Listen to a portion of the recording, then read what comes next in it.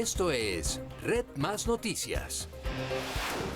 De nuevo, buenas noches y bienvenidos. Vamos con las noticias del día. Argumentando el aumento de la delincuencia, crisis hospitalaria y afectaciones a la economía, el representante liberal del norte de Santander, Alejandro Carlos Chacón, propuso el cierre de la frontera con Venezuela hasta que se tengan medidas claras para enfrentar esta situación. Paula, según Chacón, no se trata de una propuesta basada en la xenofobia, sino que busca que se establezcan controles rigurosos de identificación para evitar que criminales entren a nuestro país. La propuesta fue, de hecho, desestimada por el gobierno. Polémica ha generado la solicitud del representante a la Cámara, Alejandro Carlos Chacón, de cerrar temporalmente la frontera para tener mayor control por parte del gobierno nacional frente a la crisis migratoria. Nosotros hemos pedido que hagamos un alto en el camino, un cierre parcial para verificar la situación especial de vigilancia y control que estamos ejerciendo. Esto es una problemática ya que se está volviendo muy grande y que no puede asumirla solamente Colombia, que tienen que enfrentarla la ONU y otros países que nos están tomando fotos con nosotros, pero que no dicen en qué nos van a ayudar frente a la gran problemática que se está generando. Según el congresista, la llegada de venezolanos incrementó en un 258% la delincuencia en el país, el colapso de la red de salud pública y la falta de recursos en ciudades que atienden la migración venezolana. Nadie se enteró que la justificación para la regla fiscal no fue para ayudar a los niños de La Guajira colombianos que están muriendo de hambre, sino fue para poder atender la salud y la educación de los venezolanos. Cosas como esas están pasando. El canciller colombiano Carlos Holmes Trujillo también desestimó la propuesta del congresista. La política del presidente Duque en esta materia es continuar actuando con criterio humanitario, con sentido de solidaridad. En la zona de frontera las opiniones son divididas. Sería bueno que cerraran porque ya hay mucha delincuencia que viene de allá del otro lado. Que no cerrar porque de todas maneras hay mucha gente que necesita movilizarse de aquí para allá o también de allá para allá. Si los venezolanos estuviéramos prácticamente en una situación peor de la que estamos. Los cucuteños también reclaman medidas urgentes. Que acordone la frontera con el ejército para que evite que los delincuentes se pasen para acá. Por su parte, el director de Migración Colombia, Christian Kruger, rechazó la propuesta y aseguró que el fenómeno de la migración no se soluciona cerrando la frontera. Simplemente lo que va a generar es que esta migración va a seguir llegando a nuestro país, pero no por los puntos autorizados, por los más de 2.200 kilómetros de frontera que tenemos, van a pasar por las trochas, por los sitios no autorizados. Diariamente ingresan a Colombia 40.000 venezolanos y se estima que al menos 1 millón se quedan en el país. Pues polémica y no menor, Mauricio, ya lo decíamos, ha generado esta propuesta del doctor Alejandro Carlos Chacón, pero vale la pena detenerse en ella y analizarla porque tiene como las dos caras de la moneda, ¿no? Por un lado está interpretando el sentir de los colombianos. Yo no sé si usted se acuerda que a comienzos de este mes salió la encuesta de Inbamer y allí se les preguntaba a los ciudadanos si creían que debía cerrarse la frontera con Venezuela. Mire, 54,1% de los colombianos consideraron que ese cierre debía darse, o sea que la propuesta del doctor Chacón no está tan desconectada de lo que piensan los ciudadanos. Eso por un lado. Pero por otro lado también tenemos los argumentos del director de Migración Colombia, del doctor Christian Kruger, que por un lado nos recuerda que son seres humanos, que estamos hablando de seres humanos en situaciones muy vulnerables allá en su país. Y también nos recuerda que es que tenemos una frontera enorme de 2.200 kilómetros, que cerrar unos pasos donde hay controles que son legales, pues sería complicado para el tema ya de que se metan por las trochas y eso sí podría ser un desmadre de dimensiones mayores, ¿no? Paula, yo creo que hay una frase que usted acaba de decir y es que lo que dijo el doctor Chacón está sintonizado con lo que con el siente sentir la gente.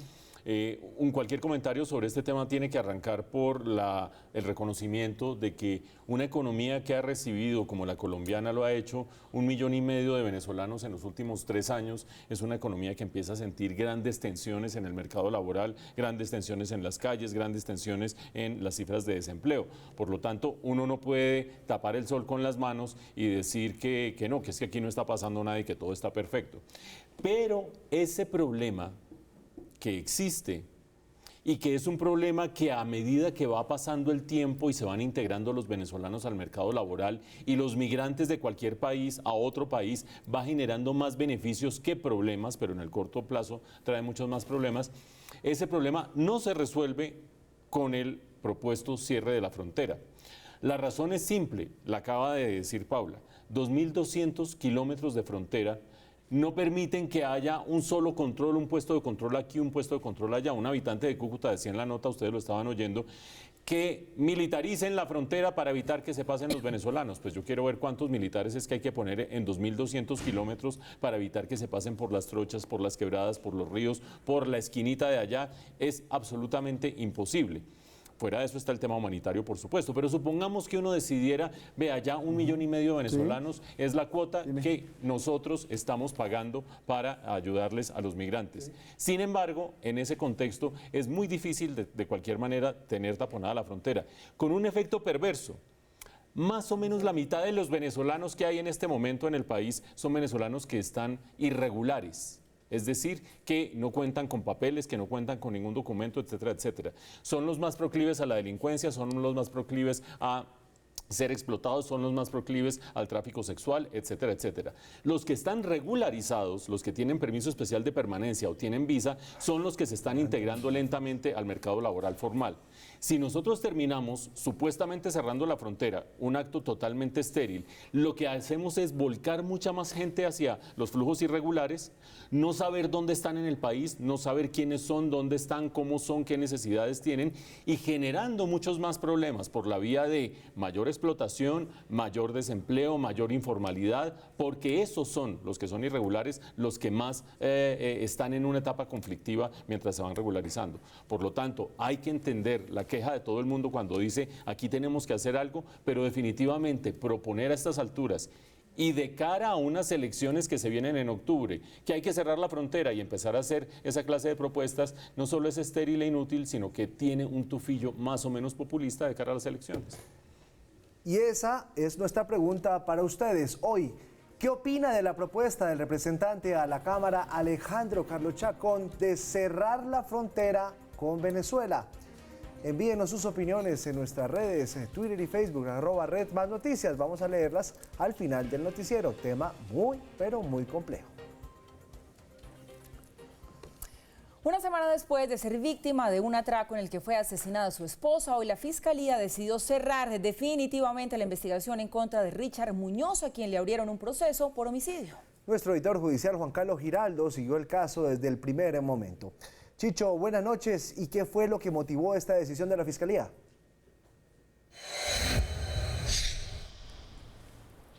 Así es, buenas noches. Pues es una buena noticia la que hoy recibió el cantante Richard Muñoz, decisión motivada por el derecho de legítima defensa que logró demostrar ante el fiscal que le llevaba el caso en su contra por homicidio simple.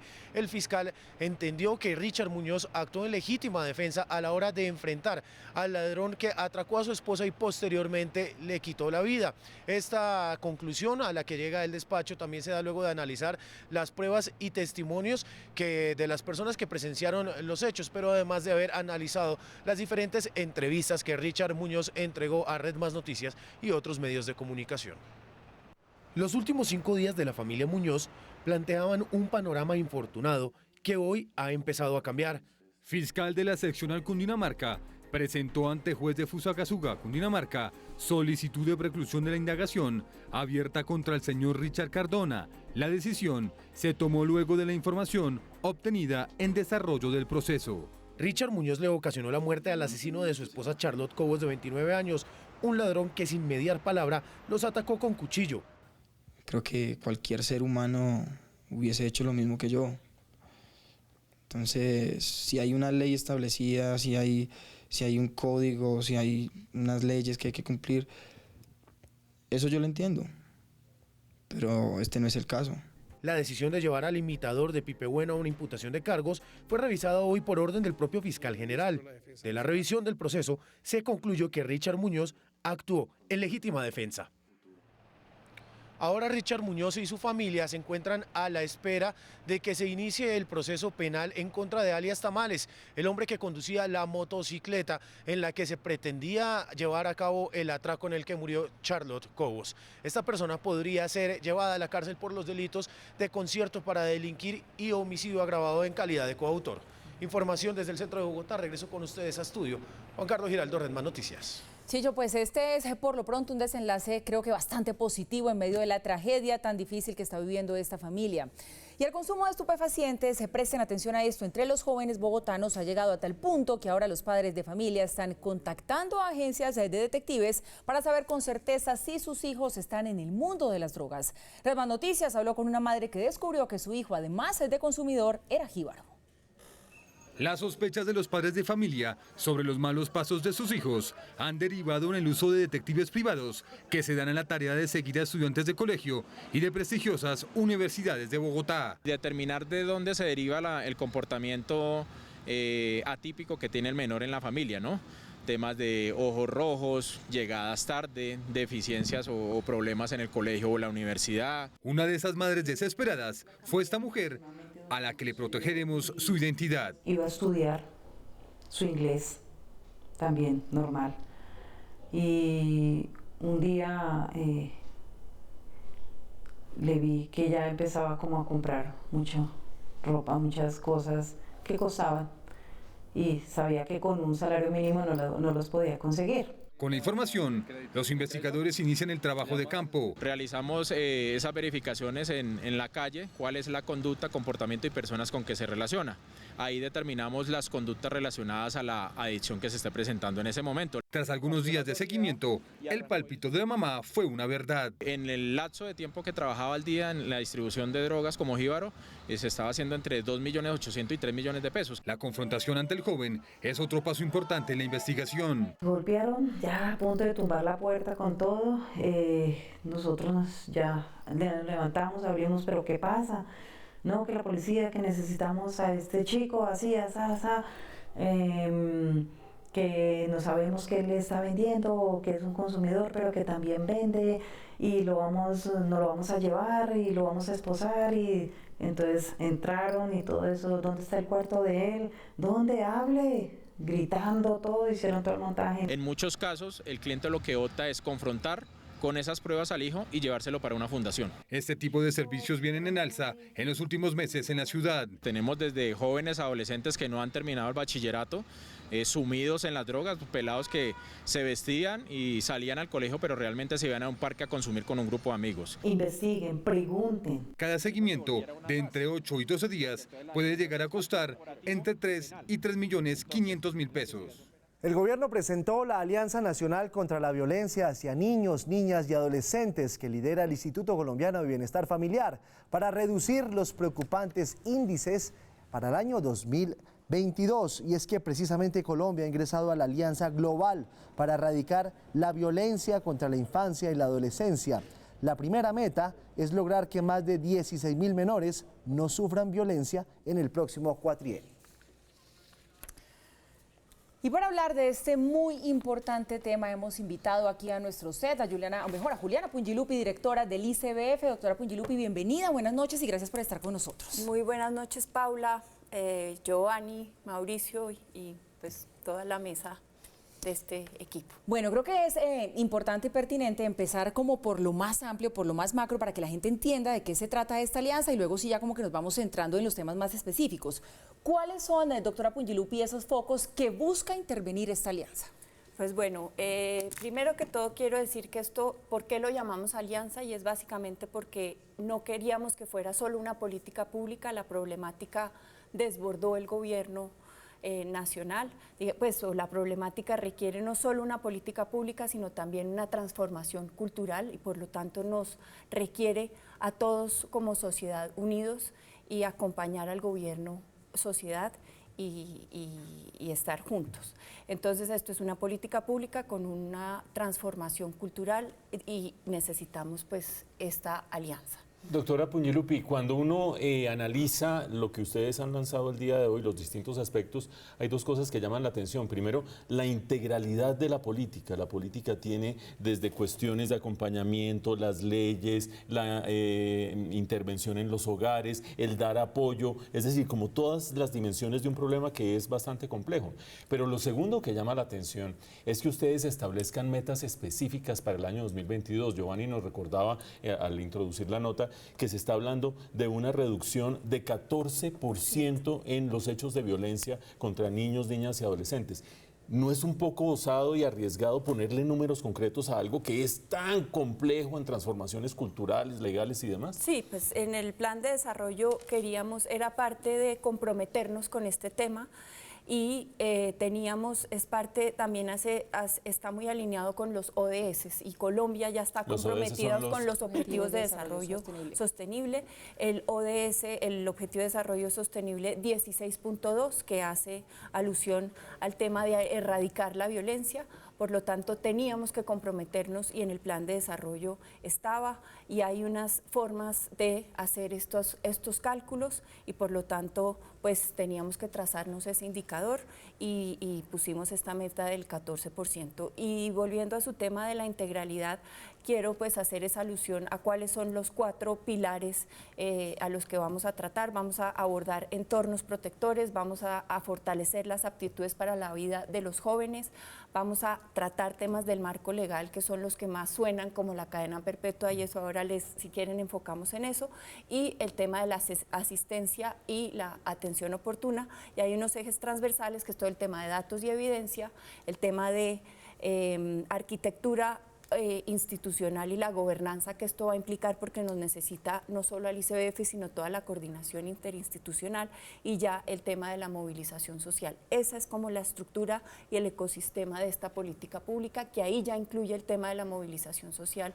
de esa transformación cultural de las que les hablaba al inicio. Doctora Pugliulupi, este es un tema trascendental y en Red Más Noticias quisimos preguntarle a nuestros televidentes si querían saber más de esta alianza y qué le preguntarían a usted. Si le parece, veamos algunos de los twitters que nos enviaron nuestros televidentes. Este nos lo envía Sergio Romero, dice: doctora Juliana Pugliulupi, ¿qué medidas se tomarán con las madres que tienen la custodia de un menor y su comportamiento no es el adecuado, negligencia, ausencia, etcétera, sin que tenga que ser violencia física? ¿Las leyes colombianas favorecen a las madres así se equivoquen? Es decir, esto ya es un tema que les compete a los defensores de familia. Pues si le entiendo lo que está haciendo ahí, la pregunta es cuando una madre tiene violencia o no tiene violencia. Si se equivoca, pues ahí entran los defensores de familia y en el ICBF estamos tratando, y eso quiero hacer el mensaje, no estamos optando como primera medida retirar a los niños de las familias, sino es la última opción.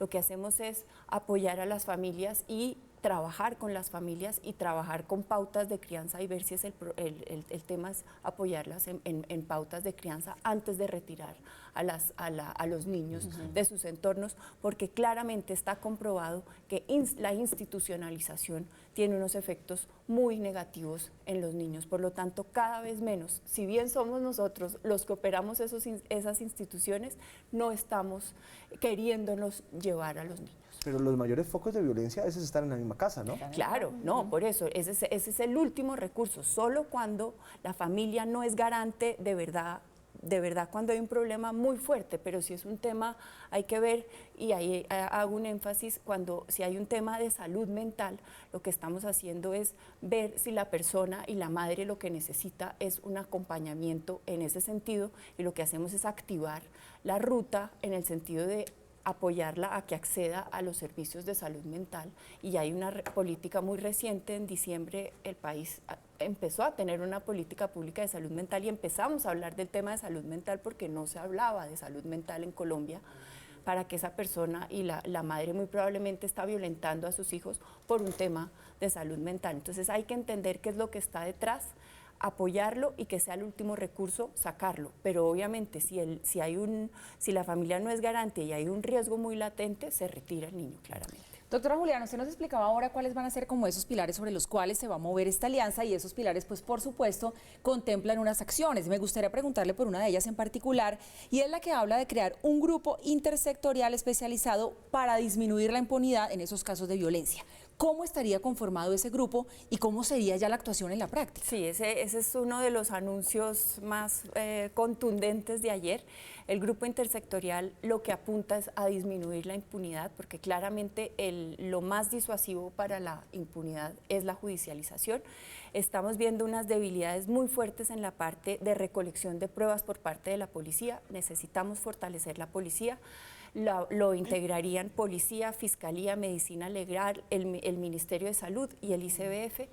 Y es fortalecer a la policía en su capacidad de recolectar las pruebas, fortalecer al CTI para la parte investigativa, y aquí hay un tema muy crítico que es la parte de la judicialización, y es que los jueces no tienen una especialización en el tratamiento de los casos de los niños, y cuando llegan es muy distinto uno tratar a un victimario y una víctima cuando los dos son adultos que cuando una víctima es un niño y el victimario es un adulto. Sí, o porque básicamente en muchos casos consideran al niño, la defensa es muy débil, pues por su misma condición del niño está en una desventaja. Entonces lo que están haciendo es archivando los casos porque el niño no se pudo defender suficientemente bien, pero no se defendió bien, es porque claramente siempre va a haber una asimetría. Entonces hay que especializar a los jueces en este tratamiento diferencial, y eso es lo que hay que trabajar con la Escuela Lara Bonilla. Ya hay unos protocolos para ese tratamiento diferenciado, y este es este grupo élite que yo creo que va a ser muy importante para disminuir la impunidad. Muy bien, pues doctora Juliana Pungilupi, directora del ICBF, gracias por estar hoy aquí con nosotros, contándonos un poco más de cerca para nuestros televidentes de qué se trata esta alianza, que creo que es un tema que ya se volvió un clamor nacional, ¿no? Los colombianos quieren que se empiece a trabajar por el tema de disminuir la violencia contra los niños, contra las niñas, contra los adolescentes. Buenas noches. Mil y mil gracias, y de nuevo hago acá un llamado de verdad a los medios, porque yo creo que esto hay un tema de cultura, porque hay una normalización de la violencia, y desde ustedes, desde los medios, que es lo que he estado tratando de hacer hoy en toda la ronda de medios que he hecho, y es pedirles toda su colaboración en esta transformación cultural que necesitamos. ¿Sabe qué, Paula? Hay un Twitter que acaba de llegar de uno de nuestros televidentes que está viendo el noticiero en este momento, que quisiera que lo pusieran a nuestro productor, a Sergio, que es una pregunta muy sencilla, a ver si nos lo pueden poner. ¿Qué piensan hacer para facilitar las denuncias de la gente? Es un punto fundamental. Claramente. Y ahí además ese es uno de los, cuando en el segundo componente que les mencionaba, que no tienen por qué habérselos acordado, porque son 4, el tema de que hablábamos de aptitudes para la vida, ahí hay un tema de si el entorno protector, que es la casa, si está violentando a los niños les tenemos que fortalecer sus capacidades de autoprotegerse.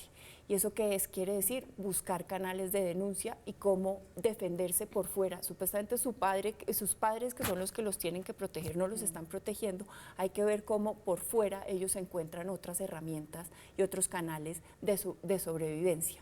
Y por eso incluye abrir otros canales, abrir esos canales de denuncia y ser muy accesibles. El ICBF tiene que volverse, el ICBF tiene que ser la marca más conocida y que siempre sepan que pueden acceder al canal de denuncia. La línea 141 del ICBF la estamos cada vez fortaleciendo, nos estábamos demorando en nuestras respuestas, vamos a utilizar analítica y analítica de voz para que podamos priorizar esas llamadas, porque estamos recibiendo 11.000 llamadas diarias. O sea, claramente sí están accediendo a nosotros los niños, y son niños, además a veces están llamando no solo a pedir ayuda de casos muy graves, sino a veces están llamando a pedir ayuda de que los acompañen a hacer unas tareas. Entonces, lo que demuestra de verdad que están muy solos, pero están llamando. Entonces, esa línea pues está sirviendo, y es uno de los canales, y estamos probando pues todos estos canales para ser mucho más accesibles, y de verdad que seamos la marca preferida de los niños, casi que mejor que Coca-Cola. Pues qué importante darle esta respuesta a nuestros televidentes que se conectan también para el interrogatorio, para esta entrevista que hoy teníamos con usted, doctora Pungilupi. Ahora sí, buenas noches. Ahora sí. Muchas gracias. Mil gracias. Y seguimos nosotros hoy con noticias que nos llenan de positivismo. El presidente Duque encabezó la ceremonia de inauguración del túnel de Oriente, el más largo de Sudamérica. Ahora se podrá ir de Medellín al aeropuerto de Río Negro en solo 15 minutos. 22 años pasaron para que el túnel de Oriente fuera una realidad. La obra tuvo otro trazado originalmente, pero en 2004 se fijó su diseño actual. El proyecto fue liderado por el exgobernador Luis Alfredo Ramos entre 2008 y 2011, pero estuvo paralizado desde 2012 debido a exigencias de la Agencia de Licencias Ambientales. Lo hubiéramos podido tener antes, pero nos lo suspendieron y lo demoraron 3 años. Es que reflexionemos que las cosas sí las podemos hacer juntos. mire la importancia del sector privado en estos proyectos. En total son 22,3 kilómetros de trayecto, entre los que se cuentan 3 túneles. Uno, el Seminario, de 775 metros, el Santa Elena, de 8,3 kilómetros y otro de emergencia paralelo a este de la misma dimensión. A cielo abierto hay 4,5 kilómetros en vías y otros 2,6 kilómetros entre puentes y viaductos. Esta es una obra emblemática, una obra que muestra lo mejor de nuestra ingeniería, que muestra lo mejor de nuestra capacidad creativa y que muestra también con orgullo lo que son nuestros amigos que nos acompañan hoy con sus trajes naranja, los trabajadores incansables que hacen posible la infraestructura de nuestro país. El túnel incluye además un sistema de monitoreo permanente con 109 cámaras supervisadas desde un centro de control que enviará información las 24 horas. Este es el mismo sistema que se usa en los túneles de Londres y de Australia. Yo no sé, Paula, usted que es rolo. No, usted no es rola, usted es caleña. No, yo soy caleña, sí, señor. Pues yo como rolo sí tengo mucha envidia por ese túnel. Solo quería decir. No se preocupe que en Cali tampoco tenemos algo así. No, pero los paisas hay que reconocer. Hay que reconocerle a los paisas. El crecimiento de la economía colombiana en el segundo trimestre fue de 3%, según el DANE, un nivel mejor al esperado y que los analistas califican como una buena noticia en medio de una situación internacional de incertidumbre y cuando en el mundo se empieza a hablar de la temida palabrita recesión. A la economía colombiana le fue mejor de lo esperado en el segundo trimestre y superó el nivel registrado en el mismo ciclo de 2018. Medido a partir de su serie original es del 3%, mientras que en su serie desestacionalizada es el 3.4%. Según el DAN, el consumo interno explica en buena parte lo que está sucediendo. Por eso las cifras de comercio al por mayor y al por menor se cuentan entre los que más aportan al segundo trimestre. Transporte, alojamiento y servicios de comida y de restauración, pues está teniendo una atracción muy importante dentro de la economía. Esta vez todas las actividades económicas reportaron un comportamiento positivo. La construcción comienza a reactivarse, pero aún le falta. Apenas pudo pasar de unas cifras altamente negativas también a un 0.6% de crecimiento. Los analistas de la academia coinciden en que el nivel de crecimiento es una buena noticia. Muestra un fortalecimiento en la demanda interna y esto se hace evidente en el segundo trimestre y eso es un buen mensaje para el país. El DANE también revisó el crecimiento del primer trimestre y lo aumentó de 2,8 a 3,1%. La disidencia sexta de las FARC estaría detrás de la detonación con explosivos en la vía que de Popayán conduce a Santander de Quilichao. El artefacto que fue activado en las últimas horas ocasionó un incendio forestal que fue rápidamente controlado por los bomberos del departamento. También causó afectaciones en uno de los carriles de la vía panamericana. Las autoridades aseguraron que el atentado se habría producido como retaliación a la publicación del cartel Los Más Buscados por la Policía de Cauca. Y atención a esto, avanza el proyecto de ley que permitiría que cuando procede el divorcio y uno de los dos tenga pensión, se le pueda otorgar un porcentaje del dinero que recibe mensualmente de quien era la pareja en caso de que sea culpable del divorcio. Ahí está. En la Comisión Séptima pasó su primer debate del proyecto de ley que radicó el senador Álvaro Uribe Vélez, el cual podría otorgar un porcentaje de la pensión del cónyuge culpable en el divorcio a favor del inocente. Un porcentaje de la pensión de vejez a la cónyuge o compañera permanente que durante más de 20 años no haya podido trabajar ni cotizar al régimen de pensiones por estar precisamente encargada de los cuidados domésticos. En el foro de análisis que se llevó a cabo en la Comisión Séptima del Senado, quedó claro que la iniciativa contempla que el cónyuge deberá entregar parte de su pensión. A las mujeres casadas no se les da prestaciones ni se les paga un salario por el cuidado y por toda la labor que realizan en el hogar.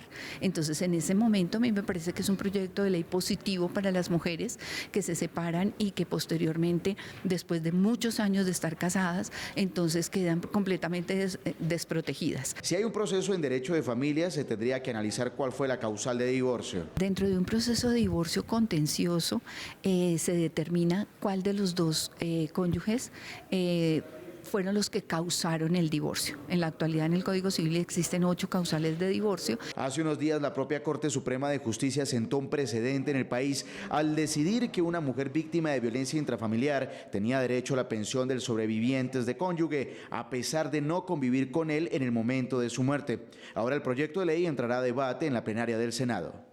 Mire, Mauricio, aquí detrás de cámaras más de uno alzó la ceja y empezó a manotear cuando escucharon la noticia, como que, ¿cómo así? ¿Por qué vamos a tener que compartir la pensión? Detrás de cámaras. Ah, ok. No, detrás de cámaras, tranquilo. Sí, porque aquí solamente, de aquí para allá estamos los casados, Pero no, sí, y sí, si no fue usted, entonces fue Paola, No, y yo no fui. No, esto fue detrás de cámaras. Pero ¿no suena sensata la propuesta de este proyecto? Pues yo sí creo, digamos, yo no soy de ese lado de la mesa, sino de este lado de la mesa, por lo tanto habrá muchas personas que dirán, ¿por qué habla sin saber y sin conocer? Pero yo sí creo, porque el proyecto tiene 3 ingredientes fundamentales. Primero, que la persona haya dedicado toda su vida a la pareja, digamos, o al núcleo familiar, o a los hijos, a construir un hogar, no que sea una persona que haya andado por ahí dando vueltas o qué sé yo, por lo menos 20 años devotamente dedicada a una causa común, que era la pareja. Segundo, que en ese proceso de esos 20 años no haya podido, por lo tanto, trabajar, cotizar, consolidar un capital para una pensión y que esté en condición de vulnerabilidad económica. Me dediqué a tratar de sacar adelante esta familia, no logré hacer, por lo tanto, un capital para pensionarme, estoy en vulnerabilidad económica. Y tercero, y muy importante, que no sea culpable de una de esas 8 causales, ustedes veían en la nota que nos estaban recordando, que son las que pueden generar el caso del divorcio. ¿Para qué? Para evitar que de pronto yo estoy mal con mi pareja y entonces empiezo a llegar borracho todas las noches y empiezo a llegar una de las causales distintas y yo genero el divorcio y digo, pero eso sí, me quedo con la mitad de su pensión. No solamente fui quien generó la situación conflictiva que dio lugar al divorcio, sino que trato de lucrarme de esa situación. No. Tiene que ser considerada como no culpable de esas causales del divorcio. Y yo sí creo que con esas 3 condiciones que acabo de mencionar, sí tiene mucho sentido. Muchas personas, sobre todo las que en este momento están llegando a edad de pensión, porque las generaciones van cambiando, la cultura va cambiando, y muchas veces las personas no se entregan de esa manera, descuidando su propia condición individual, pero en generaciones pasadas, en mi generación incluso, muchas mujeres, algunos hombres, pero muchas mujeres se entregaban devotamente, no lograban consolidar una pensión y resulta que a estas alturas terminaba el señor diciendo, no, ¿sabe qué? Me aburrí de este matrimonio, chao, chao, te vi, y entonces en esa condición quedaba la mujer desamparada. Creo yo que el proyecto tiene sentido, vamos a ver si no le montan algunos micos e irá después de este primer debate en comisión a la primera debate en plenaria a ver si sigue avanzando. Y ojo, a evitarse los culpables, ¿no? El desarrollo económico de las comunidades trabajadoras del país, el estímulo del ahorro y el acceso oportuno a los servicios financieros son algunos compromisos del Banco Mundo Mujer. Red Más Noticias habló con la presidenta de esta entidad.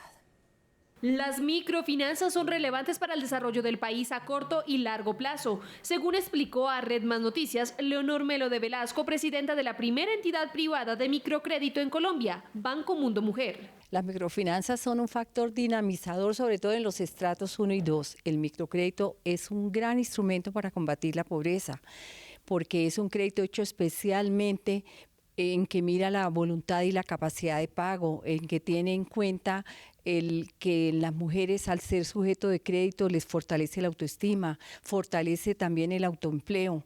En la medida en que ellos van manejando bien sus créditos, van aumentando sus activos y sus ingresos. Sin embargo, la inclusión financiera en el país tiene todavía retos a pesar de ser un objetivo principal de los bancos. En este momento es necesario que haya más tecnificación en las comunicaciones, que aumente la conectividad. Hay que reconocer el trabajo del gobierno con el compromiso y el interés que le ha puesto con las TICs, y los bancos también, todo lo que hemos trabajado para la digitalización, sobre todo en el campo que las personas puedan usar el app, hacer sus transacciones, conocer sus saldos, y eso evita que ellos tengan que ir a la oficina a preguntar todas las cosas. Por otra parte, la educación financiera sigue jugando un papel vital en este proceso. Tener en cuenta la parte financiera, que seguramente muchas personas como ni saben cuántos servicios pueden prestar los bancos, no tienen un presupuesto de sus finanzas en el manejo del consumo, sus gastos, es importantísima. Sirve mucho en la inclusión financiera. Actualmente Banco Mundo Mujer tiene una cobertura de 174 oficinas a nivel nacional, desde las cuales atiende a 666 municipios del país. En Claro Negocios apoyamos a los soñadores, arriesgados y luchadores que decidieron crear su negocio propio.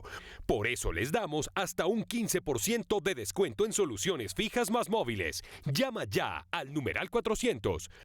Claro Negocios presenta la siguiente sección. La tasa representativa del mercado para mañana es de 3.447 pesos con 76 centavos. La libra café colombiano cerró en Nueva York a 98 centavos. El petróleo de referencia Brent se negoció en promedio a $58 con 30 centavos el barril. El índice de capitalización de la Bolsa de Valores de Colombia aumentó 0,55% a 1.524 unidades. Las cifras son los 139.114 vehículos registrados en los 7 primeros meses del año en Colombia. De esos, 1.174 son híbridos y eléctricos. Y hoy se presentó la Copa Claro, que comenzará el próximo 24 de agosto en Barranquilla y donde competirán 1.600 niños y niñas de más de 30 comunidades vulnerables de Colombia. Aunque apenas ayer fue noticia que la Corte Constitucional hizo valer la inclusión de género en un torneo, la Copa Claro por Colombia la tenía clara hace rato. Todos los equipos serán mixtos. Elementos distintivos, diferenciadores del evento son, por ejemplo, que pueden jugar niños y niñas. Ya ve la controversia que se ha generado en estos últimos días. Bueno, aquí van a jugar niños y niñas de diferentes edades. Y una cosa muy importante es que el primer gol siempre tiene que ser anotado por una niña. Pero no solo es un ejemplo de inclusión. La Copa Claro por Colombia promueve la resolución de conflictos. Atención, sin árbitros. Dentro del partido no tenemos árbitros, es decir, los propios jóvenes van a resolver las situaciones que se presenten durante el partido. Como lo escuchan, más de 1.600 niños, niñas y adolescentes de la costa atlántica y Antioquia, de escasos recursos, darán ejemplo de tolerancia y raciocinio. Los jóvenes se ponen de acuerdo en cómo manejar las reglas del partido y sin duda tienen ahí acuerdos bien establecidos que seguramente garantizarán el éxito. Sobre todo en aquellas comunidades que son vulnerables, que se enfrentan a unas realidades que desde las grandes ciudades no las vemos. Este torneo romperá paradigmas al punto que el nuevo Ministerio del Deporte respalda y observará de cerca este certamen. Nosotros en este momento, a través de la Dirección de Fomento, impactamos comunidades vulnerables, pero si podemos aliarnos con Claro, podremos desarrollar este tipo de estrategias de una manera mucho más completa a nivel local. Y claro que sí, la tecnología también hará una incursión importante en este evento. Vamos a dar acceso a todos los estudiantes, a todos los participantes, a una aplicación que desarrollamos especialmente a través de la Fundación Carlos Slim, que se llama Pruébate, y que permite, sin duda, a los jóvenes tener un apoyo, una herramienta adicional para el conocimiento relacionado con matemáticas, con literatura, con diferentes disciplinas. La Copa Claro por Colombia iniciará el 24 de agosto en Barranquilla. Y Colombia sigue convirtiéndose en la banda sonora del mundo. Nuestros artistas continúan atrayendo los reflectores de los escenarios más importantes. Esta vez Juanes estuvo en uno de los talk shows más importantes de la televisión estadounidense. Lo más emocionante fue la forma como el famoso presentador y comediante Jimmy Fallon recibió al paisa para iniciar la entrevista. Juanes le gritó al mundo que en Colombia nos gusta querer mejor.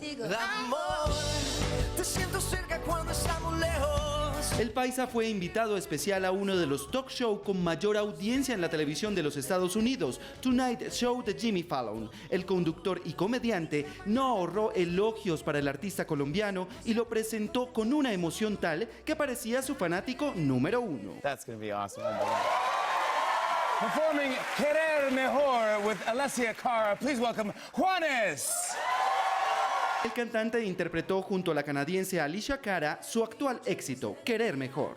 Porque viniste tú a curar lo que dolía, como dos espejos. Juanes acaba de terminar su gira de conciertos por Europa y aparecer en el programa de Fallon es solo el inicio de un segundo semestre lleno de trabajo y éxito, pues el 31 de agosto será el encargado de abrir el concierto de los Rolling Stones en Miami y será reconocido por la Academia Latina de la Grabación como la persona del año. Mañana cuando estemos viejos y se nos arrugue un poco el corazón. Hace 50 años, alrededor de 500.000 jóvenes alzaron su voz en contra de la guerra de Vietnam y las tensiones raciales que por esos días se apoderaban de Estados Unidos. Una granja lechera a 70 kilómetros de Woodstock acogió por casi 4 días a los artistas que le cantaron al Peace and Love y al rock and roll. Jimi Hendrix, Janis Joplin, The Who y Santana, entre otros, hicieron parte de este evento que marcó la historia de la música. Gracias a la tecnología, recordamos con mayor nitidez estos instantes. 500,000 de personas acampando en el corazón de Estados Unidos, pregonando paz y amor como forma de vida y rechazando la guerra en medio de la música que hizo popular la década de los 60, fueron el resultado del que sin dudas ha sido uno de los festivales más emblemáticos de nuestra historia, Woodstock 1969. Hoy 15 de agosto se conmemora el aniversario número 50 de este hecho en el que los jóvenes de la época se unieron para contrarrestar las profundas alteraciones que había dejado la guerra de Vietnam en la sociedad, abrazando la música, la revolución sexual y el amor libre. El cantante de folk Arlo Guthrie, quien participó de este concierto sin precedentes, así lo recuerda. Nunca antes había visto una multitud de ese tamaño y nunca había actuado con tantos de mis amigos que se paseaban detrás del escenario.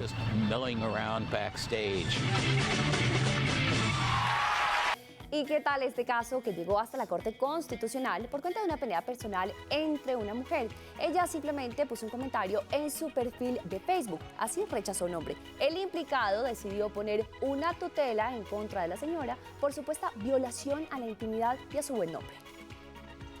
Te aclaro y le aclaro a los que no me conocen que nunca tendré el gusto tan arrastrado para dar un paso contigo, siquiera a cruzar una esquina. No sé cuál es tu deseo frustrado de andar diciendo que alguna vez saliste conmigo. Jaja, pobre iluso, eso solo lo verás en sueño. No tengo ese gusto bajo cero para siquiera detenerme a mirar a un personaje como tú. Este mensaje en el perfil de una mujer causó, si se puede decir así, una gran indignación en un hombre que sintió que sus derechos habían sido vulnerados. El accionante argumentó que las declaraciones deshonrosas proferidas por la señora no solo vulneran los derechos fundamentales alegados, sino al mismo tiempo destruyen y le causan un grave daño en su honor, decoro, fama y reconocimiento como un buen abogado litigante. El caso en primera y segunda instancia resultó favorable al accionante, es decir, el hombre que argumentó se le violaron los derechos con la mencionada publicación. Sin embargo, estas decisiones no fueron aceptadas por la contraparte, que llevó el caso hasta la Corte Constitucional. Allí la historia cambió.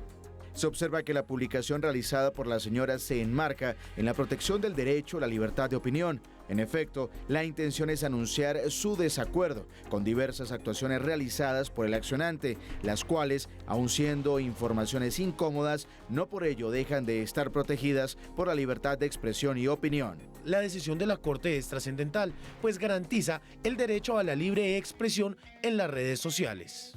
Hasta la Corte Constitucional llegó este caso de las redes sociales, pero hay que partir de un hecho. Tiene razón la Corte Constitucional, porque nunca la señora mencionó el nombre completo del señor. Ella simplemente expresó e hizo un comentario. Pero sobre todo, yendo a la esencia de lo que está diciendo la Corte, en las redes sociales uno puede expresar lo que quiera, amparado por la libertad de expresión y el derecho a la opinión, siempre que no invoque a la guerra, no invoque al genocidio, no invoque al odio, no promueva pornografía infantil, básicamente esas 4 restricciones. Y no viola los derechos del otro, y no viola los derechos del persona. otro. Pero todo lo demás cabe, o sea, lo de arrastrado, contigo no cruzo ni la calle. Pero ¿en qué momento la señora dice que él era la persona? Ella simplemente hizo un comentario, que el señor se sintió aludido y fue y dijo, y ganó en primera instancia. Pero ¿sabe qué, Paola? No, lo que pasa es que los comentarios, los comentarios de la gente que comentaba debajo del muro de ella se referían directamente a él. Y otra cosa que dice la Corte es que cuando uno pone un comentario en el Facebook de ustedes, porque yo no tengo, cuando lo pone, no es responsable de lo que vaya poniendo la gente debajo. Entonces la otra gente puede decir lo que sea y decir eso es fulano, mengano, qué sé yo. De todas maneras, yo no sabía que se usaba esa expresión, no tengo el gusto bajo cero. Yo, la verdad, lo que quisiera saber es qué pasó antes de que esta mujer reaccionara así. Pero decirle por qué, porque lo que da a entender el mensaje de ella es que él empezó a decir que había salido con ella. Bueno, entonces ella se enojó tanto que dijo que ¿qué? Sí, tuvieron una relación, pero ella ya tenía el gusto bajo cero. Parecería que no tuvieron una relación. Parece que él estaba diciendo inventando. que sí tenían algo. Ella dice que la lengua viperina que lo lleva a él a decir que salió con ella. ¿Y cuál es tu deseo frustrado de decir que saliste conmigo? Ay, no, Yo que era Bayuno. Ay, pero... Por el frustrado, Llegó hasta la Corte Constitucional. Ella pudo ser un yo como pude, pero pues ella no le dio la oportunidad. Yo estoy tan ofendido, Paula, en serio. Le dio la oportunidad. Doblemente ofendido. Vamos con nuestra pregunta del día. ¿Qué opina de la propuesta del representante Alejandro Carlos Chacón de cerrar la frontera con Venezuela? Vamos con algunas de las respuestas de nuestros televidentes. Yurani Herrera dice: no estoy de acuerdo. Cuando se cierran las fronteras legales, se abren las ilegales. Además, ¿de dónde sacó las cifras si hasta ahora se están levantando administrativamente? Genera pánico social. Muy irresponsable su propuesta. Vamos con otra. Aimel Pacheco dice: urge tomar medidas sobre todo contra la delincuencia que se tomó Cúcuta y están involucrados venezolanos. Una más. Esto lo dice Cecilia Arias. No estoy de acuerdo, tal como se comentó en el noticiero, se generarían muchos problemas con inmigrantes que entrarían al país por otros puntos de la frontera. Por otra parte, no veo ninguna razón por la que no se pueda ayudar a las personas que lo necesitan. No creo que el cierre de fronteras en ningún lugar del mundo. Muy bien, llegamos así al final de esta emisión. A ustedes, como siempre, gracias por su compañía. Nos vemos mañana en nuestra cita a las 8 en punto. Que descansen.